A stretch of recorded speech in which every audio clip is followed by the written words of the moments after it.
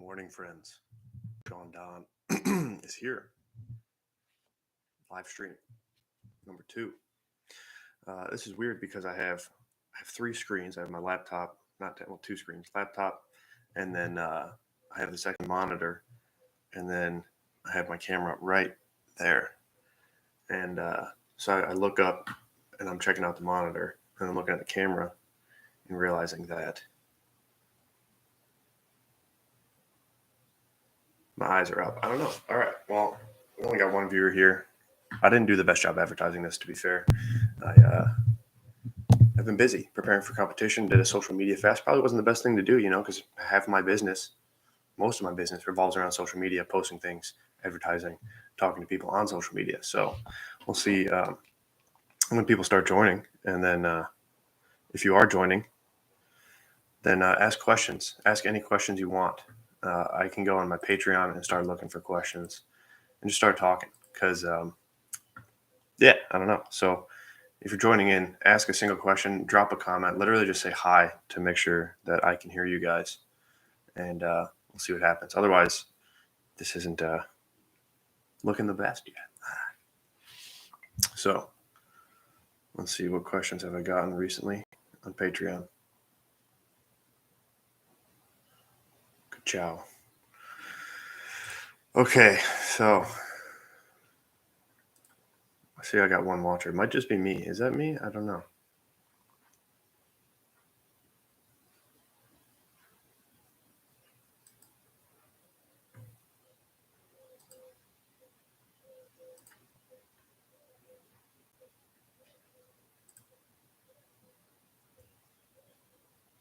As can always count on you being here. I appreciate you asking the fun questions. So good, yes. Ask all the questions that you want. That's why I do this. People don't show up. What's the point? So yeah, ask. No question too dumb. No question too wild. Just ask away. I'm gonna let people gather in, if you will, and drink some water. Get my throat a little warmed up. But yeah, okay. So, have I ever tried hugely heavy hammers like 12K or 13K hammers to positively disrupt your technique? Interesting. I have. I think the heaviest I've thrown is a 12K. Yeah. We'll get into it. People are going to join, and then maybe they'll ask more questions, and then it'll be good. But yeah, no, have I thrown a 12K, 13K to positively disrupt your technique? And that's a good question. Let's see. Like I said, the heaviest hammer I've thrown is a 12K, and but that was not even for distance. It was back when I was at Minnesota back in 2017. We had our little indoor throwing facility, so it was into a net. So I don't know how far it was going, probably not very, but it was a training tool. And I guess that's kind of how you need to think about heavy hammers, I'd say. Heavy hammers, or any hammer that's not the competition hammer, is really just a training tool. It's a training exercise, if you will. It's not the competition exercise, which of course is for a adult male, is a 16-pound hammer. So anything outside of that is really just a training tool. So to think about that, I guess by throwing different weight hammers, you are disrupting your technique to an extent, or rather, you're not even your technique, but your feeling or kind of timing. And when you do throw these heavy hammers, yes, you are kind of doing that intentionally, I think. And sometimes, at least in my mind, I'm going to throw a heavy hammer to, yes, positively disrupt my technique or my timing or my feeling in an effort to make other hammers feel perhaps better or lighter or faster or something like that. So yeah, trying to figure those things out and figure out how one hammer affects another is very useful. So while throwing the 12K hammer, the goal wasn't to throw the 12K hammer far. Like I said, it's just an exercise to help out other exercises that are perhaps more important. Transfer of training. And this is kind of how I think about it. Transfer of training is like, all right, if I can throw the 10K, that makes the 9K feel better. And then the 9K is more specific to the 8K, and the 8K is more specific to the 16-pound hammer or the 726K hammer, then it's not the most specific thing, but it's going to make the more specific thing more specific or perhaps better. Um, so you can kind of do this to the nth degree. And yes, you could say like, all right, I'm going to throw a full length 50K hammer because it'll make the 25K hammer feel that much better. And the 25K will make the 12K feel better. And the 12K will make the 8K feel better. And I don't think that's necessarily true. There is definitely some diminishing returns over time, but and let's see, 12K with a short wire would take you some two same timings, right? Maybe. That's the thing. Like I said, I think for me personally, and this is just my own personal preference, you could. I like to throw things full length because I do think the timing and the feeling is different. And yes, if you add in different wire lengths when you are throwing these heavier hammers, so like yes, I've thrown. Okay, now if you consider it a full length 12K is the heaviest hammer I've thrown full length, but I've also thrown a half length 15K, a whammer as it's called here in the United States. And yes, it does provide different feelings, different forces, different timing, kind of builds a different force velocity profile within the throw. But yeah, short wire 12K could probably feel similar to a, a 16. I don't know about a 16, but it might feel similar to maybe an 8K or 9K. Who knows? I wouldn't know how to exactly figure that out, but a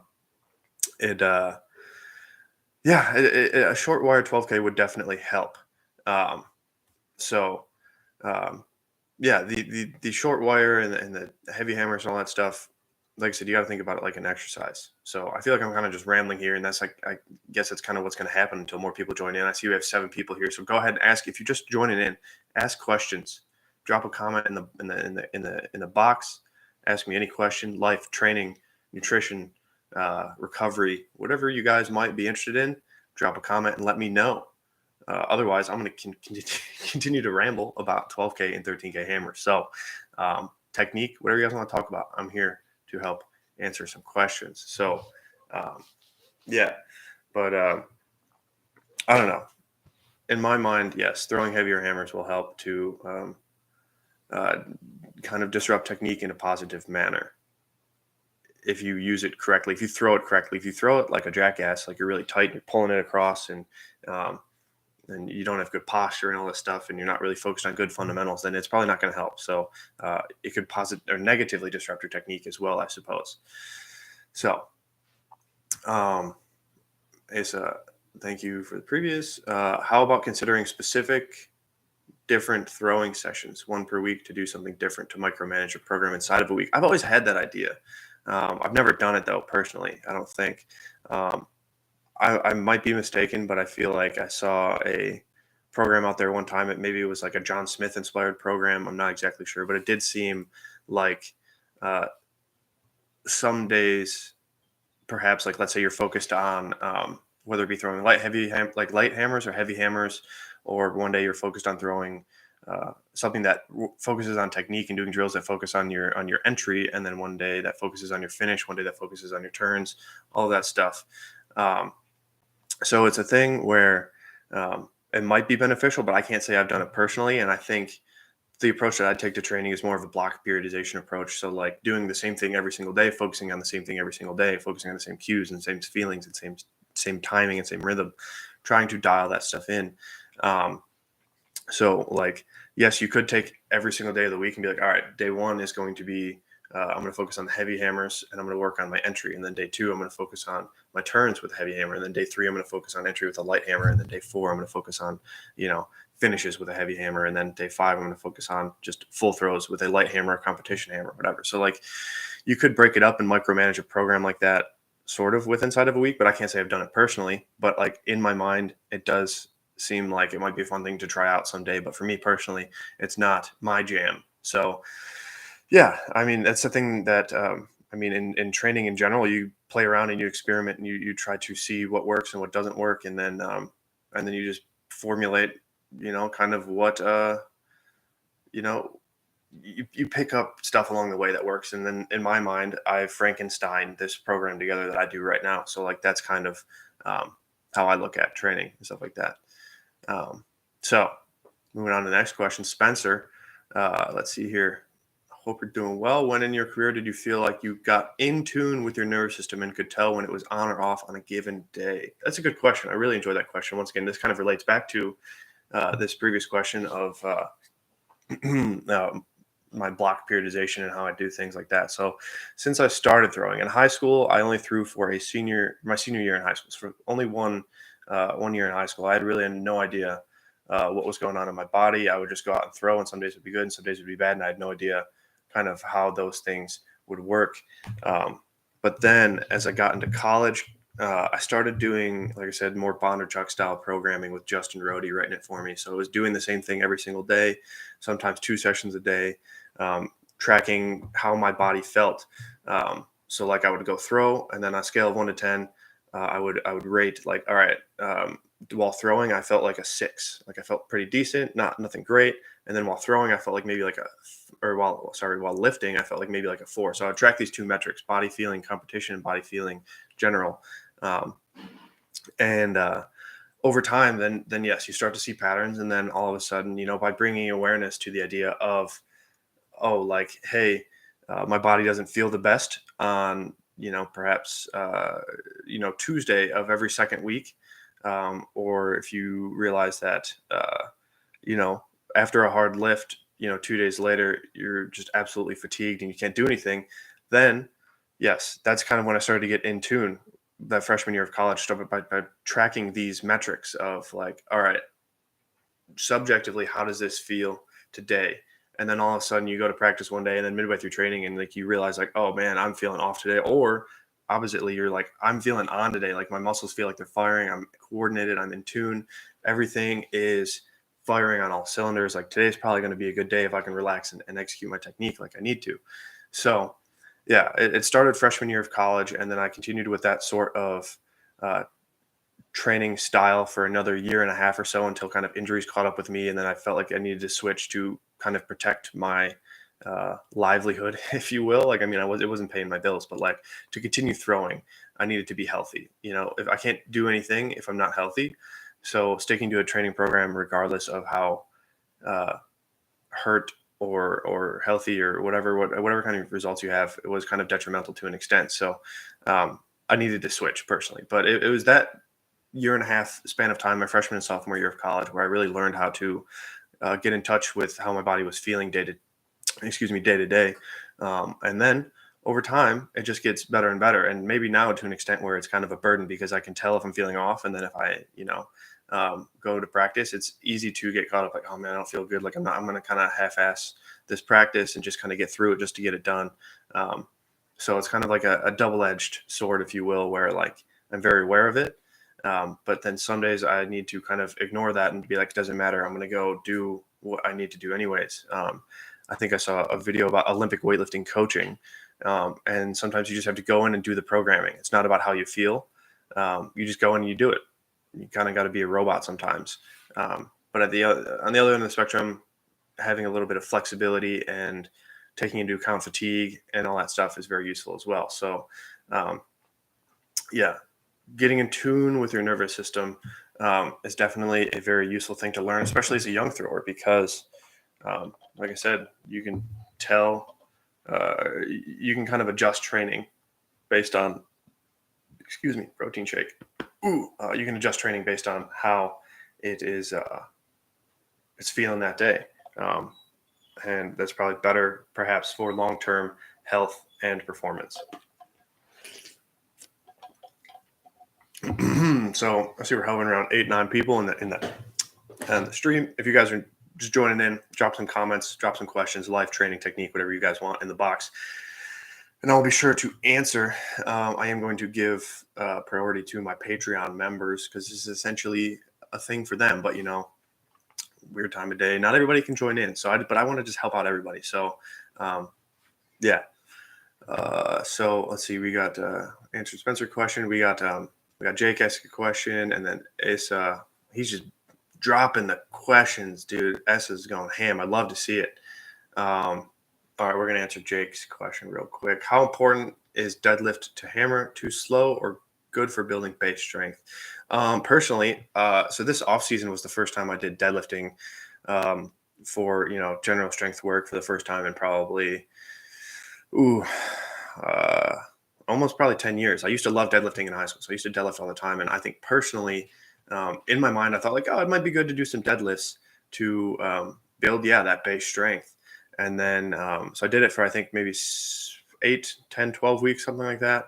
And it was fun because I like deadlifting personally, but I don't think it was the best thing to do for hammer throw because as you deadlift, it is, yes, you do get some extension of the hips and extension of the knees, and but you don't get any ankle extension either. So you don't get triple extension like you would if you were doing, let's say, an Olympic lift. Um, but so like in my mind, yes, it's slow, but that could be good for building a base strength. But personally, I felt like it didn't help me get better at throwing at all because I didn't have that strong hip extension, and especially even that kind of that triple extension, the second pull, triple, third pull, whatever. I don't know my weightlifting technique stuff like that in depth, but yeah, it's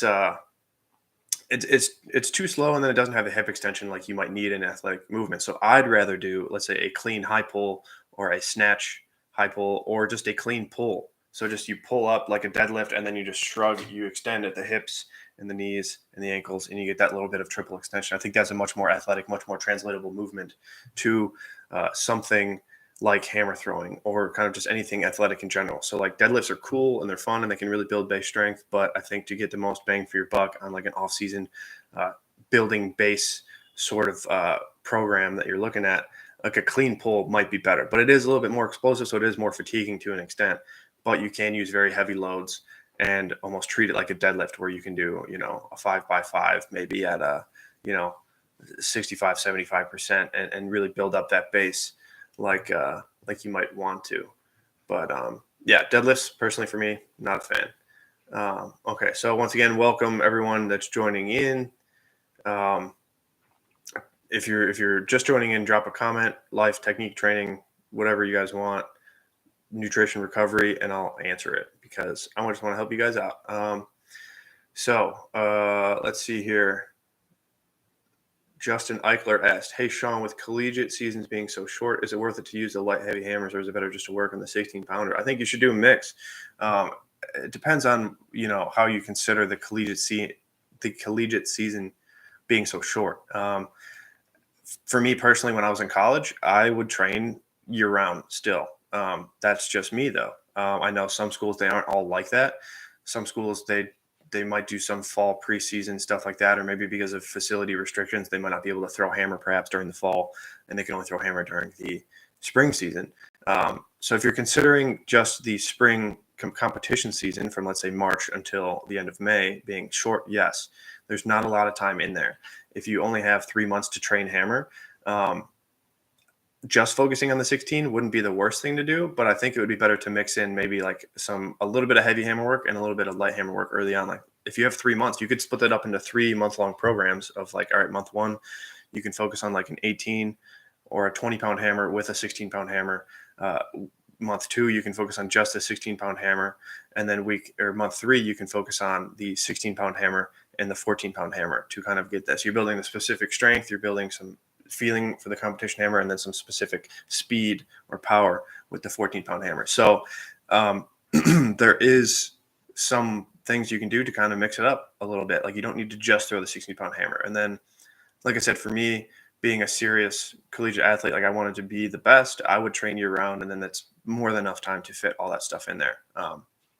But like I said, it's kind of a case-by-case sort of scenario where you have some people who, like I said, either facility restrictions or equipment restrictions, they don't have access to light or heavy hammers. They don't have access to places to throw hammer year-round.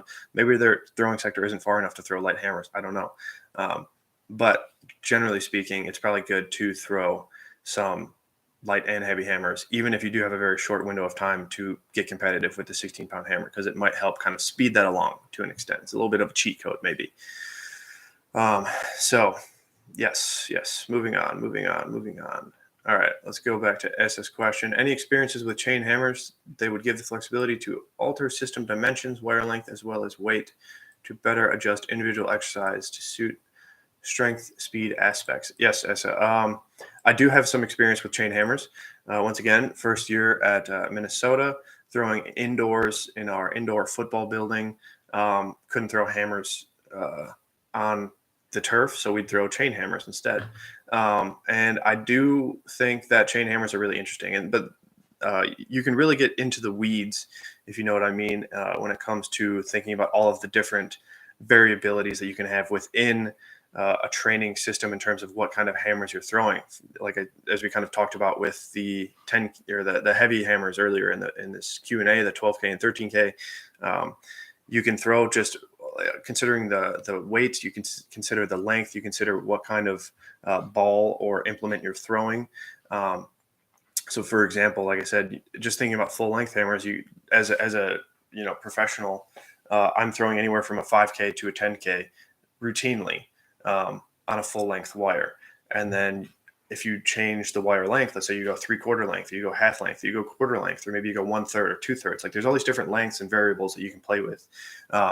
So like then once you get into chain hammers, like there's infinite possibilities of like, okay, you could throw a half length 10K chain hammer, and then you could throw a full length 6K, and then you could throw a 3/4 length, you know, 12K or whatever you want. Like there's so many different variables to play with that like it's almost impossible to experiment with them all and figure out what works best. That being said, throwing chain hammers was a very interesting thing for me because that really taught me patience. It has much more drag than a normal hammer. So in that regard, throwing chain hammers was very useful. My routine back then, I think, would be like in the morning, I would go throw, let's say, like a 9K or 10K chain hammer full length, at least in terms of the implement. I don't know about the actual wire length. But you throw that full length chain hammer and you feel this strong drag wind resistance. Okay. And then I would take, 10, 12, 15 throws with that in the morning. And then maybe a lighter 8K chain hammer. And then in the afternoon, I would go throw in our indoor track and throw full length normal hammers. And all of a sudden I was able to feel that the patience much more. I felt like the ball was literally like whooshing past me, like whizzing past me, because there's less wind resistance and less drag. So throwing chain hammers can definitely be beneficial to an extent, but it is, like I said, another thing that you add into your training system where it introduces so many variables, and it's hard to kind of control and experiment in a scientific fashion where like you're not changing so many things at once, and it's impossible to see where things are actually beneficial to an extent. So.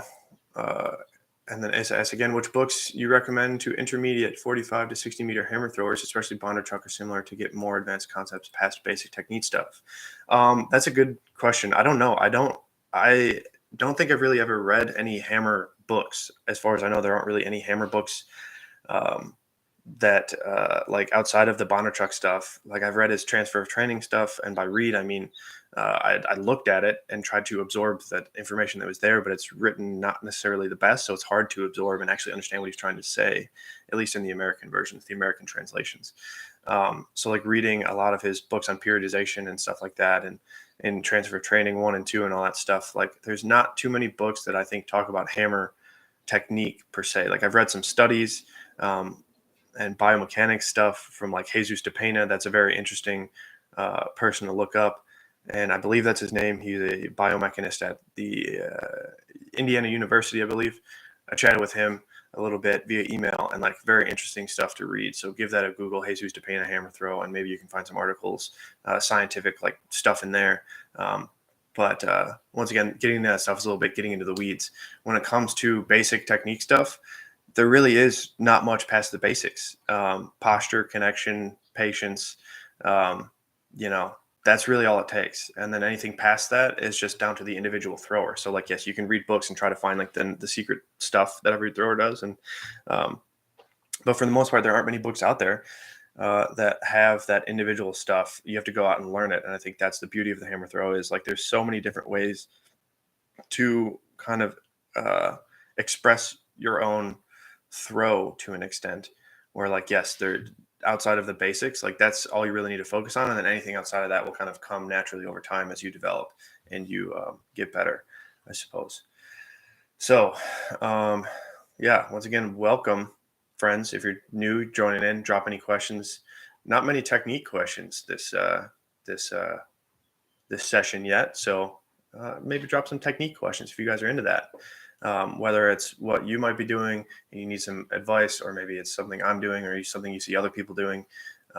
Ask a question, and I'll answer it to the best of my ability. So, as another question, moving low point more to left of zero, don't you think it shortens the work duration just before release and moves your throws more to the left of the field? Do you think it shortens the work duration just before the release? I don't think that necessarily matters. Um, for a reason I'll explain in a second. And then, do you think it moves your throws more to the left of the field? And that's not a problem, in my opinion. Yes, I don't know. It's interesting. It's a weird thing where, like I said, there's so many different moving parts of the hammer throw. Where if you change one thing, like let's say where the orbit is, whether it's to the right of you or to the left of you, or left of zero, right of zero, left of zero, whatever. Um, it can have some effects that you might think are happening. So, example, if you move to the low point just a little bit to the left of zero, yes, it could lead you to throw a little bit more left of center, but that's not necessarily a bad thing. If anything, that means you're getting fully through the throw and completing an entire rotation of 360 degrees and kind of letting go. Where if you let go early, yes, perhaps you're missing on a little bit of work, perhaps. But the big thing with the low point left of zero is important to consider in my mind is that at the low point, the ball is at its fastest velocity. Um, so think about it. One, in double support, you're kind of working the ball. You might be, however, you might want to do that. For me, I don't really think about working the ball, maybe turning the hips a little bit and leaning backwards. But basically, gravity is pulling down from when the ball is high to when the ball is low. And so with that, the ball will be at the fastest velocity at its low point, at least I think from what I've read. Um, so um, the closer you can get your low point to when you release. So like, let's say if you're gonna release at 90 degrees out here, no matter what. Okay, if you can get your low point, let's say instead of at zero, or maybe even off to the right, back before zero, 45 degrees or so, if you get it to, let's say, maybe 30, 45 degrees over here, the ball's going to have more speed as it comes off your hand versus if the ball's at zero or even 45 before. So the hammer does kind of decelerate as it starts going up because, like I said, then you're fighting gravity. So getting that low point left of zero is actually a very beneficial thing to do. Um, but that being said, it is a harder thing to control because you have to understand the rotation of the hammer a little bit better. Where if you try to throw like the orbit is at zero or a little bit before zero and the hammer is left of zero, um, you're going to kind of do some funky things. And yes, you will end up throwing out of the sector perhaps. So food for thought there. I'm not entirely convinced either way, but I lately have been thinking about kind of getting the hammer a little bit more after zero personally. So yeah, we're getting more questions, getting more people joined in. 13 people here. Yeah, let's go. Ask any questions you guys want, and I'll try to get through them because now we're starting to rack up some questions. We got a little bit in the queue, so let's move on. Let's see where we're at here. From your day-to-day routine, what do you consider most important in your nutritional diet? Like, what is the biggest areas to focus on? Number one, is probably getting protein in. 1 gram per pound of body weight, or I think that's 2.2. No, that's not right. 0.5 to 0.6 grams per kilo of body weight. Getting the protein in is number one. That'll be good for building and maintaining muscle mass, which also kind of helps develop strength, of course, to an extent. And then outside of that, carbohydrates are kind of the next biggest thing because that's where you're going to get the primary source of energy. So if you're low on carbohydrates, let's say if you're eating like really low carbohydrate diet, let's say you're eating you have your eggs for breakfast, and then you have I don't know, you just have eggs for breakfast. And then for lunch, you just have chicken and maybe a salad. And then for dinner, you're having pork chops and like some vegetables. And you're not really eating any like carbs, like fruit or pasta or rice or bread or anything like that. Those carbs are going to give you energy. So if you're low on carbs, you're probably going to feel a little bit low and lethargic on energy. So carbs and proteins are kind of number one. And then I think depending on how strict you are with your diet, you're probably going to get enough fat. Like I think you only need, I think it depends on the person, but for me personally, I think I need like 75 to 85 grams of fat maybe as like a bare minimum.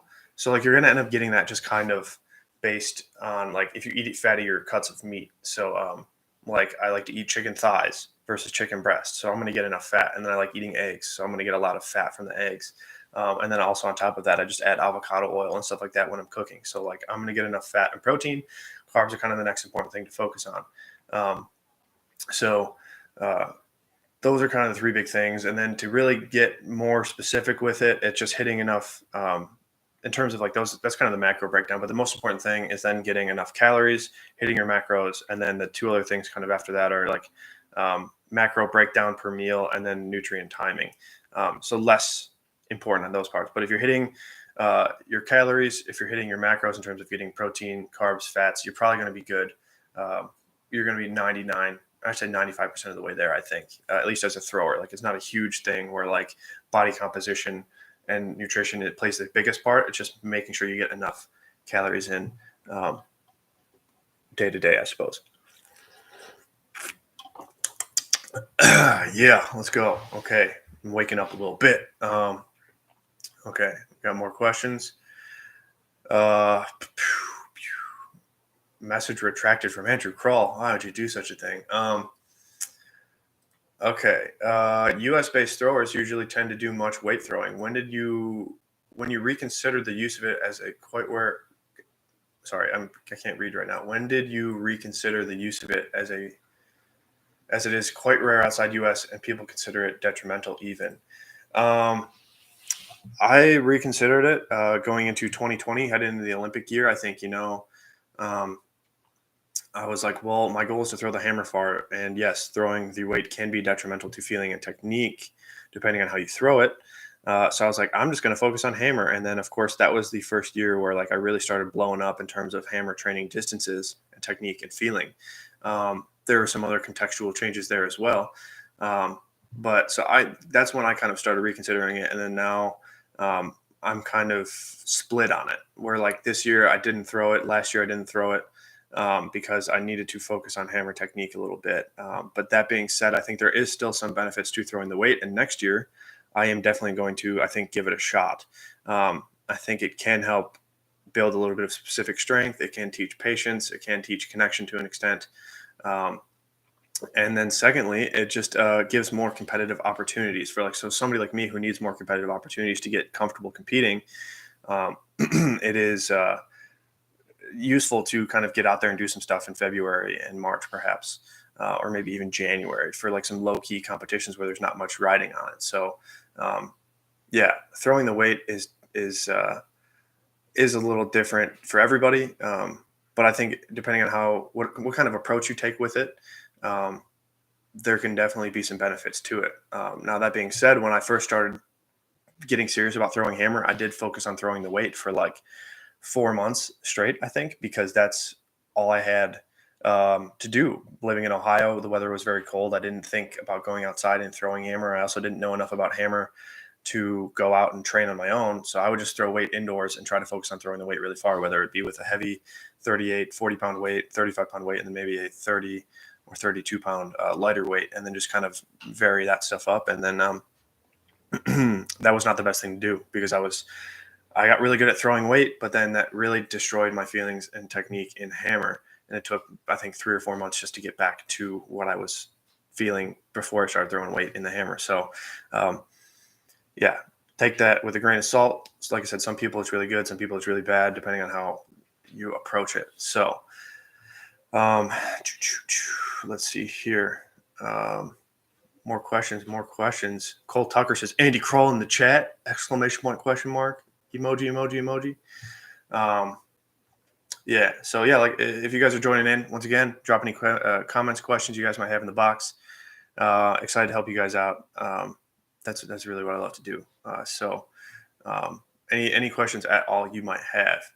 I'm going to try to speed up these answers a little bit because we're about 34 minutes into it. I got about 25 more minutes to go. So I'm going to make sure I get to everybody's questions that I can. Chain ones, 10K with 90 to 95 centimeter length would be close to 72, 6K timing. Perhaps. I don't know. I'll take your word for it, Essa. I don't know. Like I said, I don't really throw chain hammers anymore. But it might be fun to experiment with, like I said, because it really does help teach patience to an extent. So, and Justin said, yeah, due to facility restrictions, I'm only able to throw during the outdoor season we also only have a 16 and 14, so I'll try to ask if we can get 18. Yeah, dude, if you only have a 16 and a 14, then throw the 16 in the 14. And then you could also go to like a Home Depot or like a Lowe's or something like that, a hardware store, get maybe 1, 2, maybe 3 pounds of chain and like a carabiner, a heavy duty carabiner, and you can attach that to your 16-pound hammer if you have enough wires, because they will destroy the wire. Or maybe even get like an ankle weight or something like that, and you can attach that to your 16-pound hammer to make it a little bit heavier. Just a thought. I had a little burp there. But a little hiccup. But yeah, so you don't need to buy an 18 if you're really, really tight on budget. But throwing an actual hammer is going to be better than throwing anything that you use to make it feel like anything else. So, and as I said, when you start your book, let us know. That's actually, I think this next off season. I mean, I always have a lot of big plans that I want to do. This next off season, I do think I want to sit down and write a book, whether it be on training or technique or something. Regarding hammer, because there aren't really many resources out there. So, and I think I also have perhaps a way of explaining things in layman's terms to an extent, like, making it easier to understand versus when you're translating Russian to English, there's a big disconnect, depending on how you do it. So, let's see here. All right, let's see. I'm gonna take a second, read through some of these questions a little bit more. Hi, Himanshu. Hello. Dropping a lot of just comments in there. All right. We got Spencer has a question. SS1. T Hunty. What up, bud? Yeah. All right. We'll just start top down and get to it still. It's asked, staying on top of the ball, question mark. Yeah, so this is a thing that I've been working on lately. It's a thing that I've heard a lot of people talk about lately, whether it be other throwers, other coaches, people working on it, kind of as groups of people. Like that, it's a common theme versus in certain camps of hammer throwing, I guess. And basically it comes down to limiting turbulence. So I have the tendency as the ball goes left to let the ball rise up, and then even my shoulders can shrug up a little bit, and then I kind of get underneath. My head gets underneath the hands, the ball gets very high, and that causes a lot of problems. To put it simply, causes the ball to kind of crash down on me, causes the ball to pull me forward and kind of pull me out of position.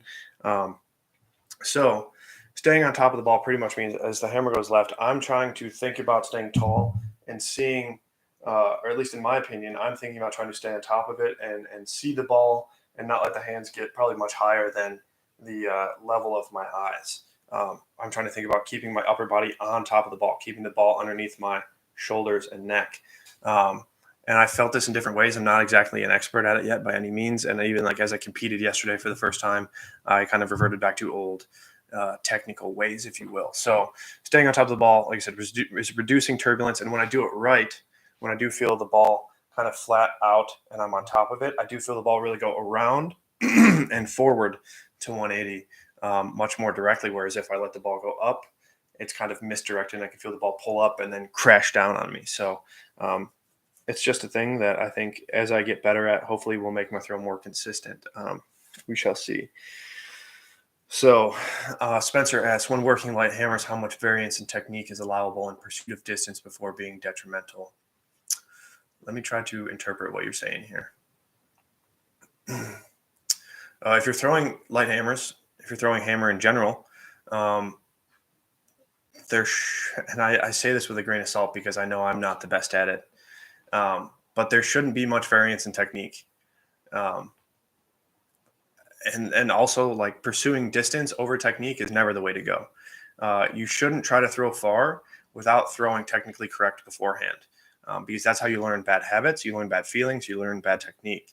And speaking from experience, that's what I did for 10 years of my career, more or less. It varies day to day, but I've never been the best at focusing on technique and feeling over throwing far. So you got to kind of reel in the ego a little bit there. And it's much easier said than done, especially for somebody like myself, because I always feel like I'm playing catch up with other guys, like they've had more time throwing than me. So I'm like, I got to throw harder to throw farther to catch up with them. And then now I've stuck where I'm stuck right now. So it's a tough thing to work through. But that being said, try not to throw far if your technique isn't good. If you start out, like let's say if you take any given chunk of time, 2 weeks, 3 weeks, 4 weeks, if you start out at the beginning of that 3 weeks and you start throwing very easy and focus on technique, you might only throw, let's say if you're throwing the 6K hammer 40 meters at the beginning of these few weeks, but you're throwing very, very easy and you're focused on good technique and you continue to do that for the next week.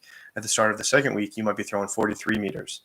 And then if you continue to focus on that good, effortless, good timing, good feeling throws, then all of a sudden at the end of week 3 or at the start of week 3, you might be throwing 45 meters. And then at the end of week 3, if you decide to, let's say, have a test session, if you will, and you focus on this good technique to start and you groove in good feeling and a good rhythm, you might go out and throw 50 meters. And all of a sudden you're not even trying as hard as you think you need to throw as far as you need to. And I think that's kind of the best approach to take, where you want to keep your effortlessness as high as possible, meaning like you're not really trying, you're just trying to feel the good rhythm and feel the good tempo. Versus if you start trying really hard, you're going to tighten up and things are going to change. And it's not going to be very productive over time because you're going to kind of get stuck throwing 45 meters every single day for the next 3 weeks. So, all right. Once again, welcome in. Got 20 minutes left. So if you guys are fresh, new here, then drop some questions and comments and I will answer them. All right. So T Hunty asks, what are some drills that effectively train those proper high-low points? I know those points allow you to accelerate the ball with minimal effort in the throw. Just want a good idea of how to train it. That's a very good question. And this is a thing that I'm still figuring out because, like I said, I've had the tendency over the past few years to think about setting up the throw more to the right. And whether that be winding more on the right side, facing the right side more in the winds and the entry, it's tough to understand because like you can just say like, all right, if you're facing the right, it's easy to just say set up the low point more to the left of 0, but it's not that easy because I think to an extent, I might have mentioned this before in previous videos, but the hammer and you, the thrower, are a system, and what you do to affect one part of the system will affect the other part of the system reactively or kind of reflexively.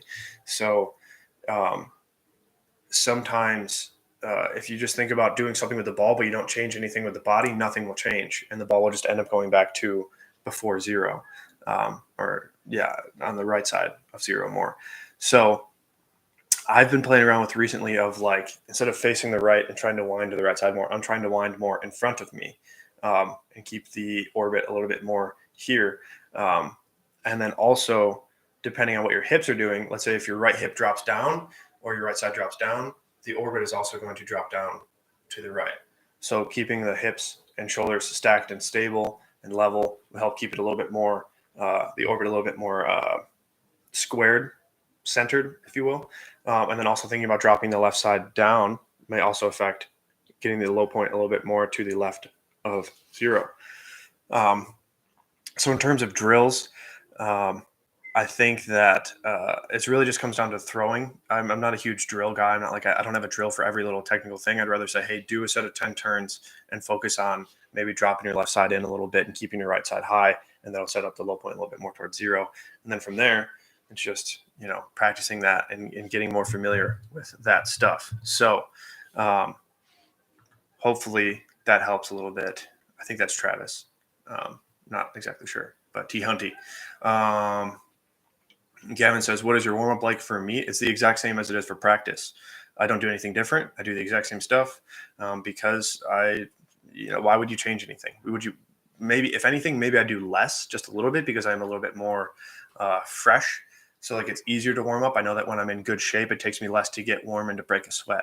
So that's the only thing that might change, but it's the same exercises. It's the same order of exercises. It's all that stuff where it's just kind of routine-like and kind of meditative. And I don't really want to have to think about doing anything different versus practice. So keep it simple. That's all it really comes down to. Hi, Sean. Please tell me some suggestions. My neck during the turn, always moving forward. Keep your neck back, chin back, chest up. It's pretty simple stuff. If you don't want your neck to come forward, don't let your neck come forward. Feel it. All right. All right. Let's see here. SAS, how did the meet go yesterday? It didn't go the best. But that being said, it's my first competition back since the Olympic trials. So I knew expectations honestly, I had no expectations. I just wanted to go out there and throw and do the thing, get back on the horse. I am going to do, the plan is to do a detailed analysis later on, maybe tonight, maybe tomorrow. I'm going to post all my, and I think it might be a Patreon exclusive. So if you guys are watching and you want to see this in-depth meet breakdown, technical breakdown, if you will, go sign up for my Patreon. And patreon.com/sdthrows. And I will break down what I was feeling technically, physically, mentally, emotionally, just to give you guys an idea of how things are going. And I think I want to do this continually as the season goes on, because I think it is interesting to hear the insights and thoughts and changes that I'm going to be making week to week. So we'll see about that. But yeah, the plan is to do a detailed analysis later on. Michael Tiffin, what's up, G? What's the best predictor balls for you? Like if you threw the 6K 80, you'll throw the comp ball. However, I think each ball is its own prediction to an extent. Throughout my years of training, I've learned that things are typically going to be correlative within the day. Like, yeah, so like, let's say this last program, I've been throwing the 16-pound hammer and the 10K hammer. And so when I throw the 16-pound hammer, let's say 70 meters, I know that I'm probably going to throw the 10K hammer 55 meters or so. It's about a 15-meter conversion. And that applies for almost every single hammer that I throw. So whether I'm throwing the 9K and the 16, or I'm throwing the 8K and the 16, or I'm throwing the 9K and the 8K, there's probably going to be about a 4 to 6 meter difference between different kilo weights for the most part.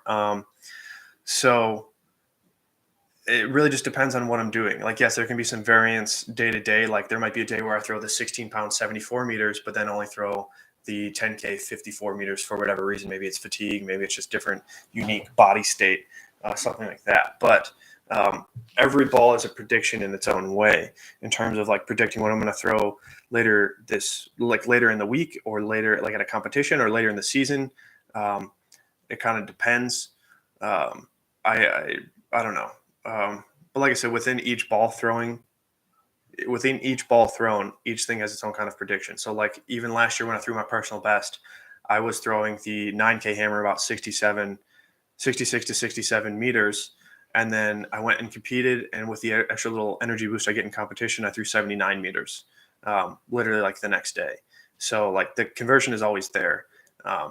And if you don't quite have that really dialed in, then it's a sign that you need to kind of work on things with the ball that perhaps isn't where it needs to be. If you can throw the 16-pound hammer 55 meters, but you can only throw the 14-pound hammer 56 meters. I think I said 55, 56, or 57 meters. Like that's, chances are you need to work on that 14 a little bit and really figure out what the difference is in terms of technique and feeling and rhythm and length and stuff like that.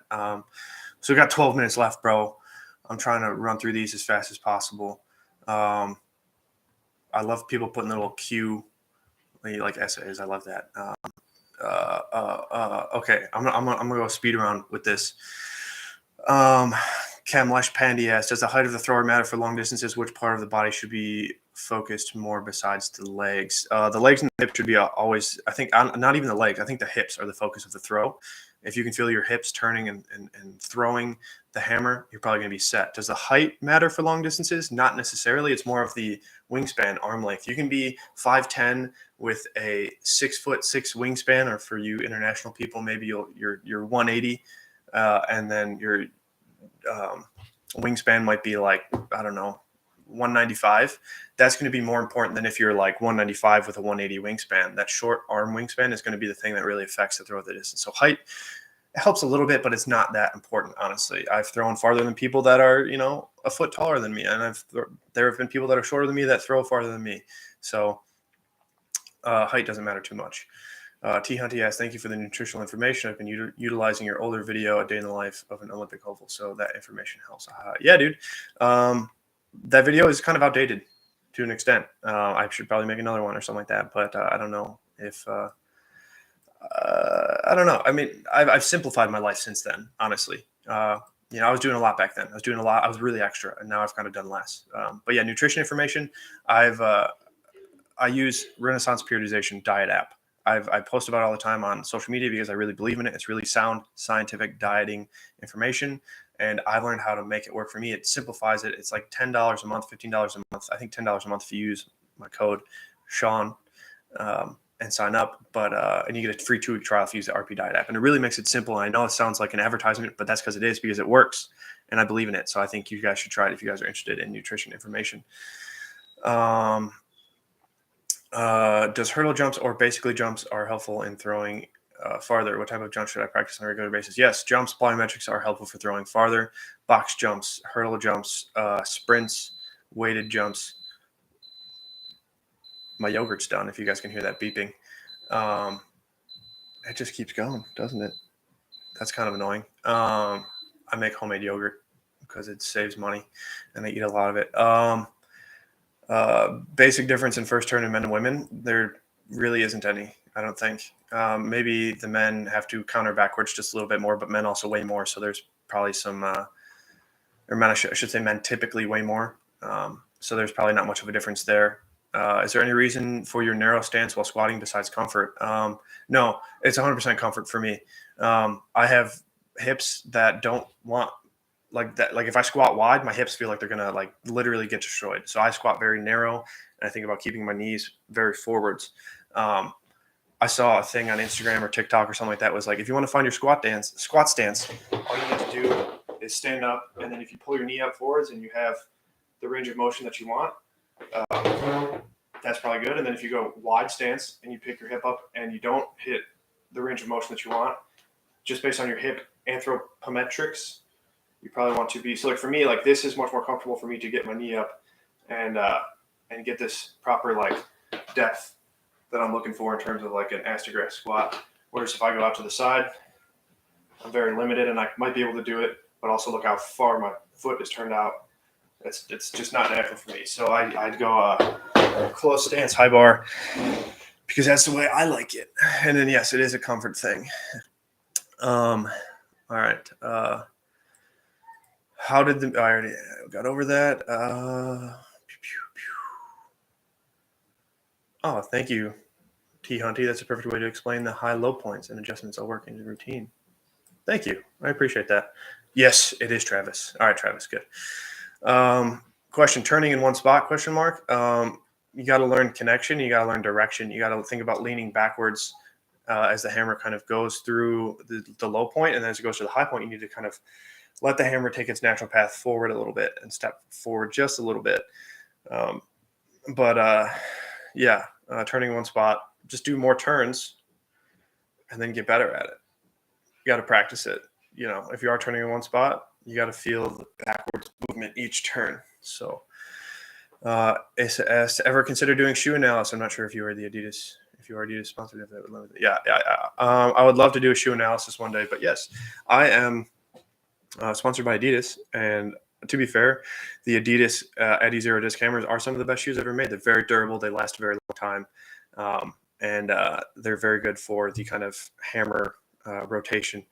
Or hammer footwork, if you will, with the kind of rounded bottoms a little bit. And they wear in very well too, where like I find they work exceptionally better as time goes on. So like fresh out of the box, they're not really molded to my feet. There's a lot of rubber, but as they wear down over time, it gets so nice, dude. You can feel the ground really well, and it's nice, dude. I love a nice worn and Adidas throwing shoe. And Michael asks, your 54 6K and 49 726 isn't great. No, that's kind of spot on, I'd say. 6 meters per, well, if you assume 5 meters per kilo, and there's a 1.26 kilo difference between the 6 and the 726, that's about spot on in terms of your, it shouldn't be a drastic difference.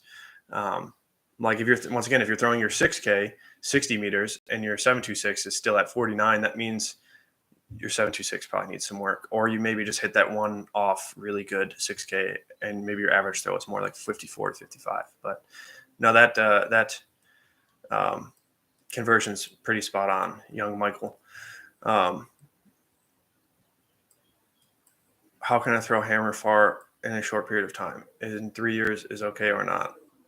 3 years is, I mean, personally, I threw 66 meters in 3 years. That's me though. That's not everybody. Some people throw 72 meters in 6 years, or in 3 years. Sorry. Some people throw 45 meters in 3 years. You can't get caught up on that. You just kind of got to go do it and commit yourself to it, and you'll see what happens. Kamlesh Pandy says, thank you so much. Best wishes for your future, brother. Best wishes for you too, Kamlesh Pandy. Yes, and then Asa says, the ThrowStar is very good, at least for the price per pound. Yeah, I've tried the ThrowStar once. The thing that I just feel like it didn't have as much support, which isn't a bad thing. I think I have a little bit wider feet, and the ThrowStar seemed just a little more narrow. But same thing, they were faster than the Disc Hammer Eddy Zero shoes, but they're also more affordable as well. But I prefer the Eddy Zero Disc Hammer. Yeah, so we're at 55 minutes. And I don't think there's any questions that I missed. If there were, let me know. If there are any other questions, drop them below. Like I said, we got a few minutes left. I'm happy to help you guys out. Glad you guys appreciate it. Yeah, dude. Also, someone's doing their laundry, and it smells so fresh. And there's like a little like workout camp going on in the park down the street.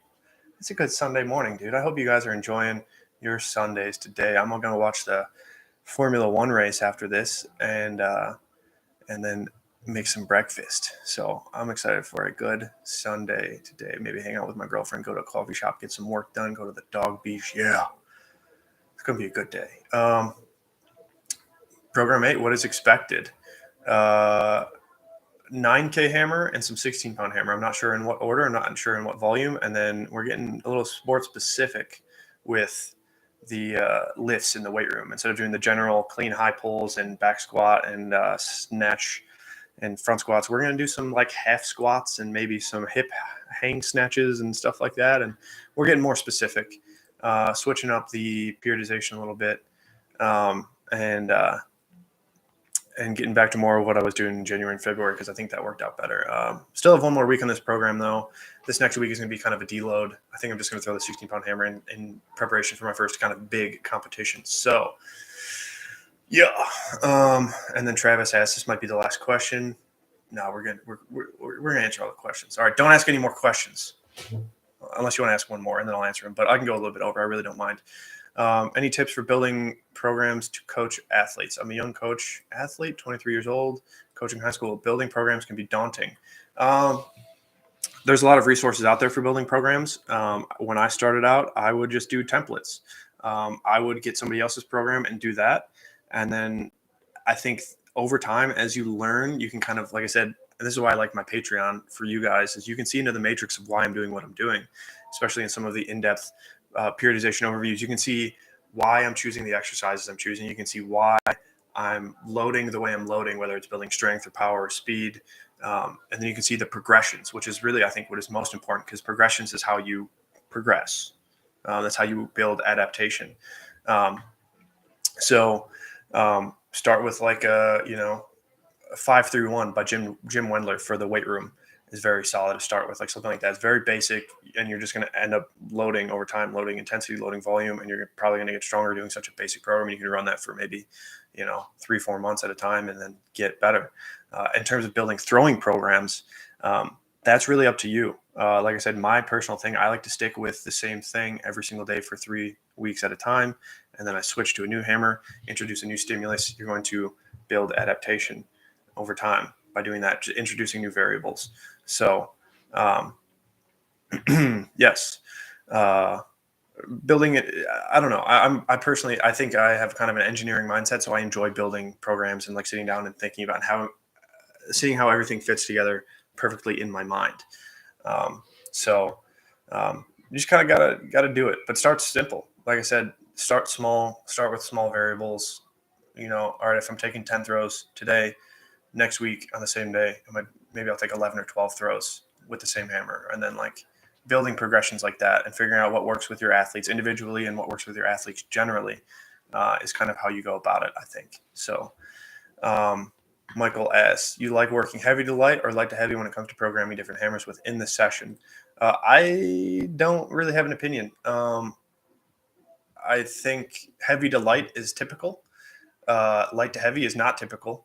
but both can work if managed right and depending on what you're trying to accomplish. So this program, like I said, I've been throwing the 10K and the 16, but I throw the 16 first just for 5 throws because I'm doing competition practice. So like context, I'm practicing warming up, taking 2 throws, and then taking 3 competition throws um, to prepare me for competition. Whereas if I throw the 10K and then I throw the 16, and let's say if I do 12 to 15 10K and then I do 16 at the end, I'm going to be so warmed up and tuned in that those last 16-pound throws are going to not transfer as well to competition because I don't have time to take 12 to 15 throws with the 10K before I throw the 16-pound in competition.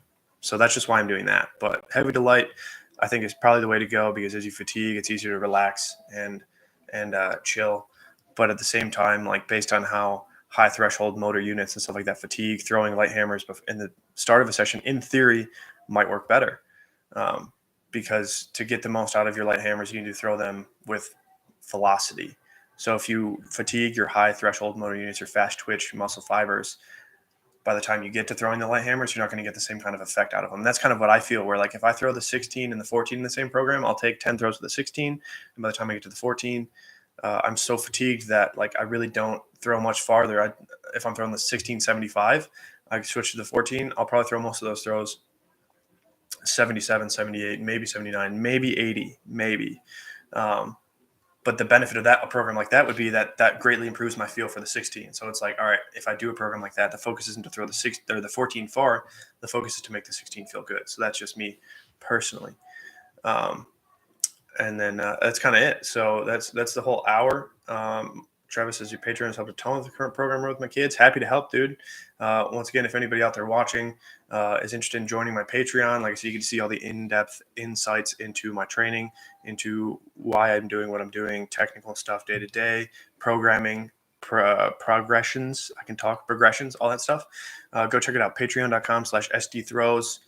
You know, and yes, you're welcome. Thank you guys for joining in. Thank you guys for asking questions. I appreciate it. It makes me, I guess, feel good helping you guys out. So if you were to show up, or if nobody showed up to this Q&A, I'd be kind of sad. All right, but yeah. So thank you guys for joining in. I appreciate you. I hope you guys have a great Sunday. I know I'm going to as well. So thanks for watching. Until next time, Sean down, sign off. Oh, and remember, grip and grip, baby. Peace out.